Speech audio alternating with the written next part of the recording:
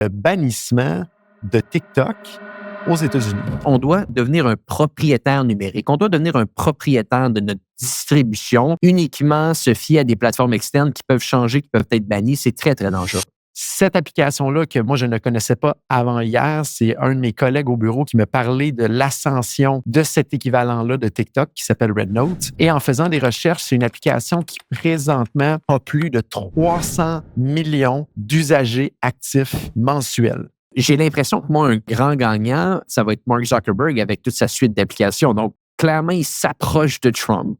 Il a sûrement fait ses calculs. Si tu es capable d'avoir Trump de ton côté à quelques jours près d'un bannissement de TikTok, soyons honnêtes, rien de mieux qu'Instagram. Il va être littéralement en première ligne, accompagné à sa droite de Elon Musk et accompagné à sa gauche de Jeff Bezos pour l'inauguration de Donald Trump. C'est un bon joueur d'échecs. C'est intéressant, puis c'est pas un conseil financier ici, mais si ça se met de l'avant, le bannissement, je pense que l'action de Meta va bien se porter dans les prochains mois. Donc, on est de retour sur le podcast Hypercroissance en mode discussion d'affaires avec Jonathan Léveillé qui nous parle de la nouvelle que tout le monde attendait, spécifiquement pour les gens qui aiment cette application. On enregistre le tout le 15 janvier 2025 et le 19 janvier 2025. Il y aura une journée importante dans l'histoire des États-Unis. Jonathan, veux-tu nous en dire plus? Ben oui, absolument, Antoine. C'est une nouvelle que je pense qui est passée légèrement sous le radar dans les dernières journées dans les médias parce qu'on parle tellement de Trump et des tarifs douaniers qui s'en viennent. Cette nouvelle-là, c'est le bannissement de TikTok aux États-Unis. En avril dernier, Joe Biden a signé une loi qui obligeait ByteDance, la compagnie mère, de vendre toute la partie US de TikTok avant le 19 janvier 2025. Et on n'en a pas entendu parler beaucoup depuis. Et là, ça commence tranquillement à ressortir et on va en entendre parler devant nous absolument parce que dimanche, le 19 janvier, c'est dimanche qui arrive devant nous. Ouais. Et là, il commence à avoir du mouvement médiatique là-dessus. Il y a beaucoup d'influenceurs qui ont énormément de revenus qui proviennent de TikTok qui commencent à sortir publiquement et à s'inquiéter de ce qui va se passer pour la suite. Et là, on a des répliques également et de l'information du côté de ByteDance de qu'est-ce qu'ils vont faire. Ils s'apprêtent à carrément créer un shutdown complet de l'application dimanche qui s'en vient. Donc, si tout se passe comme on le prévoit devant nous, quand on va rentrer dans TikTok, si vous êtes aux États-Unis, à partir de dimanche, il va y avoir une information qui va dire qu'on ne peut pas aller plus loin dans l'application. Ça va référer à une page qui explique le cas du bannissement de par les États-Unis et vous allez avoir une option pour télécharger tout votre contenu que vous avez mis sur TikTok pour peut-être une éventuelle réouverture du système. Ils font ça en réalité, je pense, pour faire réagir les gens et que les gens puissent aller s'exprimer après ça pour dire que ça ne fait pas de sens qu'il y ait un bannissement de TikTok aux États-Unis. Du côté de Trump, il demande un délai supplémentaire en disant que lui, il va négocier ça quand il va être en poste. Le 21, je pense aussi, ça la donne à peu près la même date, l'investiture officielle. Donc, littéralement 1 ou 2 jours plus tard. C'est le 20 ou le 21, exactement. Exactement. Donc, c'est sûr que Trump va s'en mêler, va s'en servir probablement, je pense, comme outil de négociation avec la Chine. Ben oui. Alors que c'est lui, initialement, dans son précédent mandat, je pense qu'il avait initié un peu cette révolte-là et de dire qu'il fallait bannir TikTok. Tout ça sous l'excuse, qui je pense qui est réelle, de la sécurité nationale, parce que c'est 170 millions de personnes aux États-Unis qui ont dans leur téléphone l'application de ByteDance, qui est réputée d'être très proche du pouvoir de la Chine. Donc, peut-être qu'il y a une question de cybersécurité pour faire de l'espionnage de la Chine envers les États-Unis. C'est ce qu'on entend beaucoup. Et je pense que tu as certains items, toi, de ton côté, Antoine, dans tes recherches, que tu voulais parler là-dessus et ta perception de ce qui va se passer devant nous par rapport à TikTok aux États-Unis. Là. Ouais, ben écoute, je pense que, de un, c'est quelque chose qu'on voyait venir depuis un bon bout de temps. Donc oui, effectivement, Biden a signé une loi qui avait été votée aux États-Unis, qui avait été adoptée de manière très bipartisane, c'est-à-dire que autant les républicains que les démocrates étaient d'accord sur le dossier de faire en sorte que TikTok soit banni aux États-Unis. Si on prend un pas de recul au niveau du Canada, malgré que peut-être notre relation avec les États-Unis en ce moment est un petit peu, on pourrait dire, chamboulée, mais il y aurait des excellentes chances qu'on suive le pas. Par la suite, ça ne me surprendrait pas que TikTok, si vraiment était à être banni aux États-Unis, soit banni dans les prochains mois au Canada et voire même en Europe. Hein, qui sait, il y a des excellentes chances là-dessus. Donc, loi bipartisane. Après, bon, il y a beaucoup de gens qui en parlent. Il y a des arguments qui tiennent la route ici, c'est de se dire pourquoi une application de médias social chinoise pourrait être intégrée aux États-Unis quand les applications de médias sociaux américaines ne sont pas intégrées en Chine. Et Facebook, Google ne sont pas en Chine. Oui, c'est ça, je ferai une parenthèse là-dessus pour ouais. qu'on puisse bien comprendre la réalité. C'est que la majorité des grandes applications US sont bannies aux États-Unis. Par exemple, un Google de ce monde a Banni en Chine, pratiquement oui. abdiqué, banni c'est en Chine, excuse-moi. Donc il n'y a pas beaucoup de monde ici au Canada et aux États-Unis qui savent ou qui connaissent cette réalité-là, que c'est déjà le sort des entreprises US sur le marché chinois. Et là, c'est simplement une réplique à l'inverse. Ce n'est pas quelque chose qui ne fait pas de sens au final. C'est vraiment simplement une réplique à ce qui est déjà appliqué dans le sens inverse, là. Exact. Donc, je veux dire, l'argument tient la route. C'est de se dire, si nos entreprises américaines ne peuvent pas faire d'argent dans votre pays, ils ne peuvent pas s'implanter dans votre pays, pourquoi vos applications pourraient faire de l'argent dans le nôtre? Et d'autant plus que ce ne sont pas deux pays partenaires, les États-Unis et la Chine, ce sont des adversaires. Et c'est dit haut et fort. Donc, je pense que ça fait du sens. Comme je l'ai dit, je pense que le Canada suivrait certainement la route si ça avait à se mettre en place aux États-Unis. Qui sont les gagnants de ça? Qui sont les perdants? Mais de un, je pense que, bon, après, c'est pas certain que ça peut se mettre en place. Je pense que tu as amené un excellent point, Jonathan, c'est de se dire, Trump peut s'en servir comme pouvoir de négociation, effectivement. C'est-à-dire qu'il il est en pleine menace pour l'entièreté des pays du monde en ce moment sur des tarifs douaniers. Il va vouloir utiliser ça à son avantage. C'est clair, net et précis. Trump, c'est un grand négociateur. Donc, il y a des excellentes chances qu'il puisse utiliser ça à son avantage. Après, comme j'ai mentionné, je pense que les perdants, si bien entendu le ban avait à se mettre en place, seraient les créateurs de contenu qui se sont bâtis des très, très grandes audiences sur TikTok. Et moi, ça me ramène toujours à un point que j'ai dit, que je pense et que je continue de penser. C'est dangereux de se bâtir des audiences sur des plateformes externes, sur des plateformes qu'on ne contrôle pas.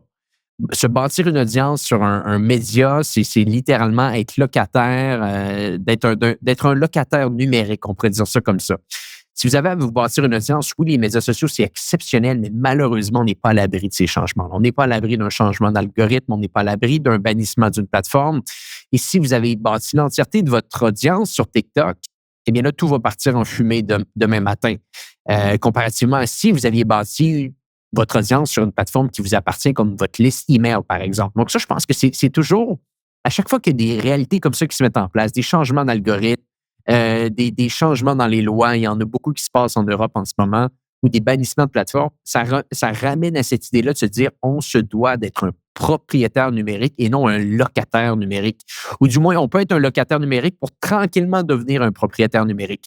Bien entendu, je fais l'analogie ici entre bâtir sa liste email et être sur d'autres plateformes. Donc, je pense que les gens qui n'ont pas eu cette réflexion-là vont être les perdants. Il y a des gagnants aussi qui vont se mettre en place. Je pense que tu avais certains chiffres pour nous, Jonathan. Oui, absolument. Puis, je verrais deux grands gagnants. Peut-être, le premier, c'est une opinion que j'émets. Je pense que ça va être probablement tous les autres producteurs de contenu sur TikTok en dehors du US vont probablement bénéficier de ça parce que, si, exemple, au Canada, on est présentement, il y a beaucoup de notre fil d'actualité qui apparaît, notre fil vidéo qui apparaît, qui est des producteurs des États-Unis. Donc, s'il y a un arrêt de production de contenu de ce côté-là, ça risque de créer un certain vacuum, un certain vide qui peut être positif pour les gens, par exemple, au Canada, qui sont des influenceurs sur TikTok.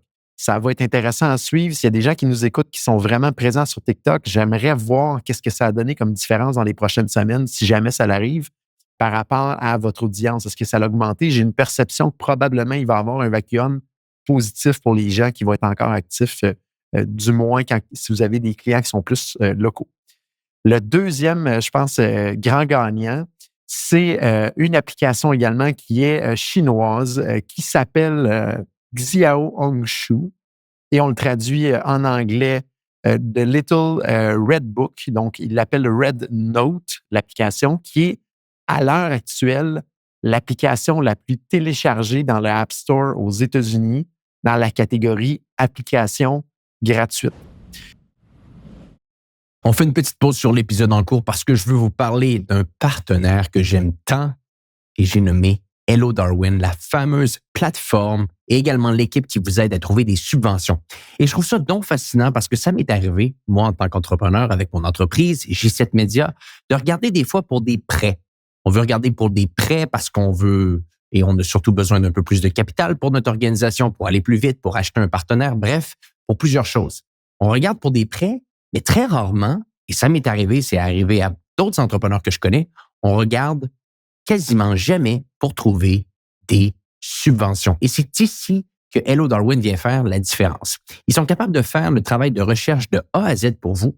Ils sont également capables de vous conseiller sur les meilleures subventions pour votre organisation. Et c'est une plateforme qui est capable de vous donner en temps réel accès à près de 2000 subventions canadiennes avec des possibilités de trier selon les critères de votre entreprise. Bref, je l'ai testé, des amis à moi l'ont testé, des auditeurs du podcast l'ont testé et ils adorent. Et il y a plusieurs subventions que vous allez être capable d'avoir avec Hello Darwin. Vous pouvez avoir des subventions, et c'est ce que je voulais vous parler aujourd'hui, de transformation numérique.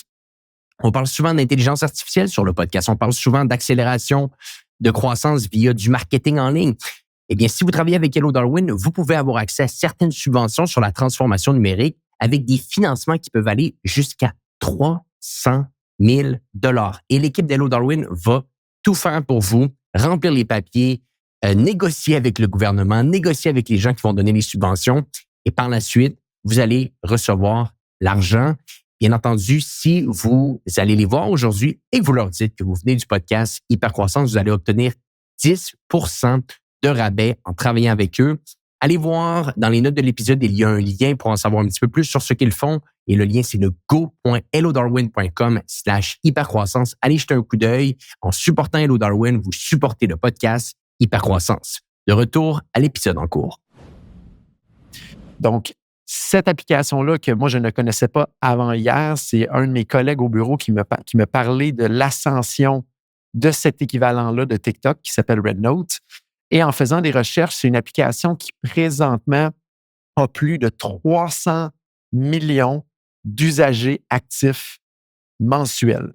Et ça, c'est énorme parce que, Antoine, tu pourras peut-être confirmer les chiffres, mais quand Elon Musk a mis la main sur Twitter, qu'il a renommé X aujourd'hui, c'était moins que ça en temps de nombre d'usagers mensuels. Je pense qu'il était à 250 millions aux alentours, entre 200 et 280 millions, je pense, à l'époque. Ça l'a diminué depuis de mémoire. Donc, si Elon Musk a payé de mémoire 44 milliards pour moins de 280 millions d'usagers mensuels en format texte, et là, on s'en va sur une application en format vidéo qui a beaucoup plus de temps d'utilisation généralement de l'application. Et il y a fort à parier que cette application-là, RedNote, aujourd'hui, vaut probablement entre 50 à 100 milliards minimum. Et là, il va y avoir un énorme effet de levier vers le haut pour cette application-là. Et déjà là, on le voit dans le App Store aux États-Unis, c'est l'application numéro 1 en téléchargement. Au final, c'est la Chine également. Donc, est-ce que RedNote va être également peut-être dans les prochaines semaines attaqué par les États-Unis? À suivre. Je pense qu'il y a quelques points ici. Donc, juste pour revenir à ton point, toi, est-ce que tu parlais d'utilisateurs quotidiens ou mensuels? Mensuels. Donc, Twitter, juste pour revenir un petit peu à ça, tu as raison, le chiffre, c'est 250 millions et ça reste encore aujourd'hui 250 millions d'usagers quotidiens. Par contre, c'est 611 millions d'usagers mensuels. Donc, c'est ça un peu la distinction ici. Pour RedNote, je serais curieux peut-être d'aller un petit peu plus en détail parce que j'ai une opinion un peu différente là-dessus ici. Ma réflexion serait surtout de me dire, est-ce que les gens qui sont en train de télécharger cette application-là sont des natifs américains? Ou est-ce que ce sont des gens qui viennent de l'Asie, qui viennent de la Chine et qui habiteraient aux États-Unis, par exemple? Donc ça, je serais curieux de le savoir parce que oui, c'est sûr et certain que ce qui arrive à TikTok risque d'arriver à beaucoup d'applications, d'adversaires étrangers dans le futur, ça c'est clair. Et J'ai l'impression que moi, un grand gagnant, et j'ai l'impression qu'il est en train de bien jouer ses cartes, ça va être Mark Zuckerberg avec toute sa suite d'applications. Donc, si on analyse bien ce que Mark Zuckerberg a fait dans les derniers jours, il est allé embrasser la ring, embrasser la bague du nouveau roi. Oui, il y avait le terme en anglais qui me venait en tête ici. Donc, il est allé embrasser la bague du nouveau roi, le président Donald Trump. Donc, si on regarde un peu les ajustements qu'il a fait, ajustement numéro 1, il a mis Dana White sur son board. Donc, Dana White, qui est un grand ami de Donald Trump, qui est le président de la UFC ici, est maintenant sur le board de Zuckerberg. Bon, petite nuance ici, Zuckerberg est rendu un très, très grand fan de UFC aussi. Il suit le tout depuis très longtemps. J'imagine qu'il avait été capable de se faire un lien d'amitié, mais bon, faut pas non plus... faut être capable de faire l'équation dans notre tête à la fin de la journée. Point numéro 2, ils viennent de complètement changer leur politique sur les communications sur leur plateforme. Donc, pendant un bon bout de temps, depuis, on pourrait dire, les assauts qu'ils ont eu à la Maison-Blanche les assauts qu'ils ont eu à la Maison-Blanche, c'était le 6 janvier 2021. Juste après les élections, il y avait beaucoup de choses qui avaient changé sur les plateformes de Meta. C'est-à-dire qu'il y avait des checks qui étaient faits. Tu ne pouvais pas dire n'importe quoi. Il y avait beaucoup de contenu qui était censuré. Et là, tout ça va tranquillement s'en aller et on va remplacer les checks par on appelle ça les community notes, donc littéralement la même chose que X.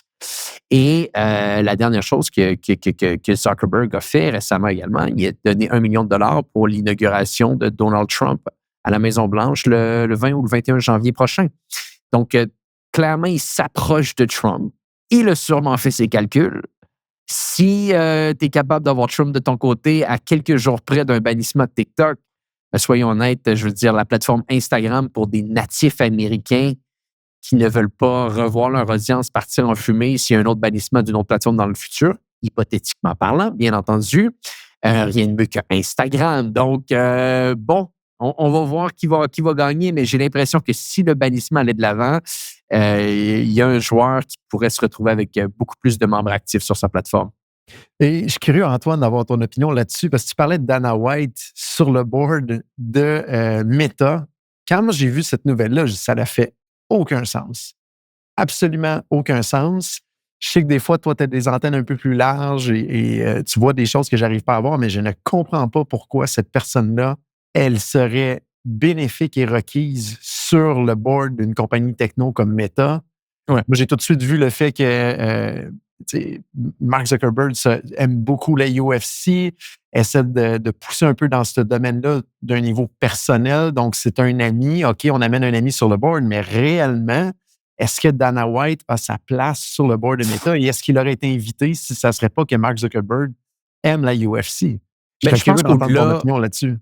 Au-delà de l'intérêt commun qu'ils ont pour le sport, le point numéro 1, c'est l'amitié entre Dana White et Donald Trump. Donc, juste pour te donner un peu de contexte, Joe, Trump, quand il a gagné l'élection et qu'il s'adressait à la foule qui était présente pour l'applaudir, il y avait avec lui sur scène sa femme, ses enfants, 1 ou 2 personnes proches de lui. Je pense qu'il y avait sa directrice de campagne et Dana White.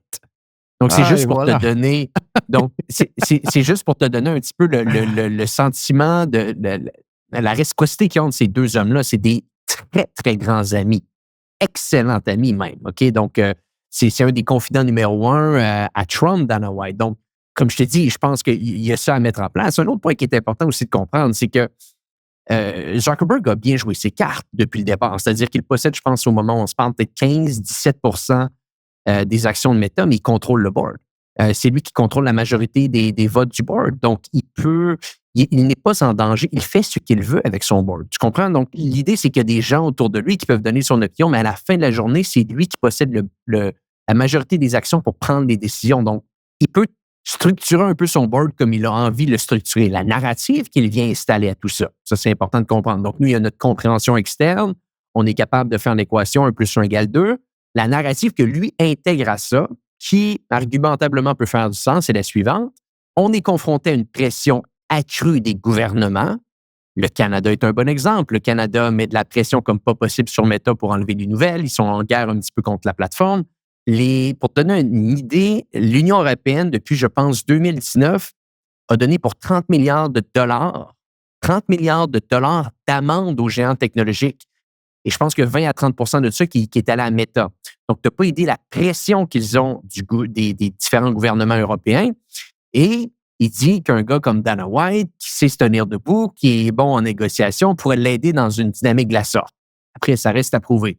Donc, écoute, il y a la narrative de Zuckerberg, il y a notre compréhension externe à tout ça, qui, à mon avis, est une approche davantage politique, mais c'est une très bonne approche politique, si tu veux mon avis, surtout dans une optique, peut-être que ça va être les derniers jours de leur plus gros compétiteur aux États-Unis.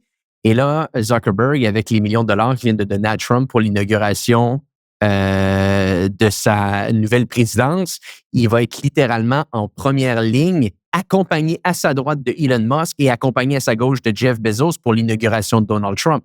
Donc, c'est un bon joueur d'échecs. Et je pense que pour des gens qui sont comme moi, des propriétaires d'actions de Meta, en ce moment, c'est intéressant, puis c'est pas un conseil financier ici, mais si ça se met de l'avant, le bannissement, je pense que l'action de Meta va bien se porter dans les prochains mois.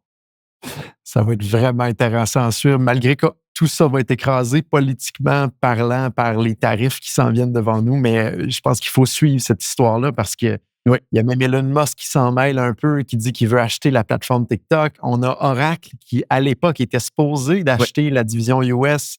On n'entend pas du tout parler d'eux, donc je serais curieux de voir ils en sont où.